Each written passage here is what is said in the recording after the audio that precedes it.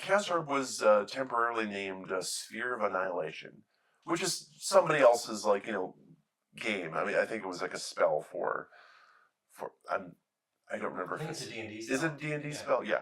So it was just like it's a temporary name of something they want. Now, I wasn't familiar with, I guess, Sphere of Annihilation, so I don't know if my idea of what Sphere of Annihilation was close to what they had in mind.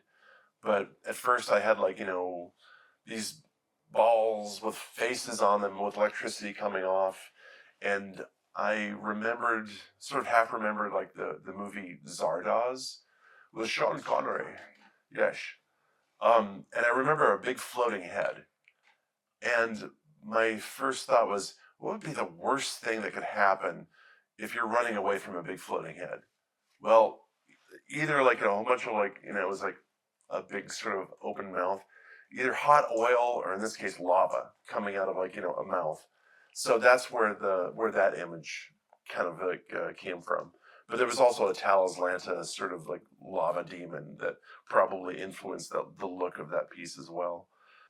Yeah, that was a lot of fun. I mean, I found out later that the whole ripping up of the card and sending the pieces all over the board. I was like, no, that can't be real. That's got to be that's got to be just like a fiction, right? That's just something that somebody came up with. But no, apparently not. That's actually what happened.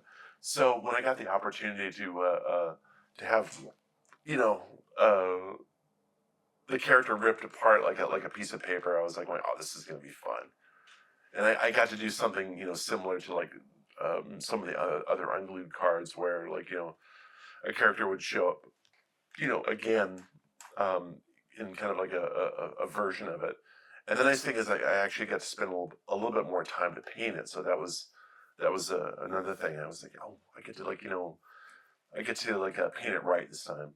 I did that with Juice and Gin and Necropotence and a few other ones. So yeah, it was a lot of fun. I love spoofs, which is why some of the unglued cards were a lot of fun to work on.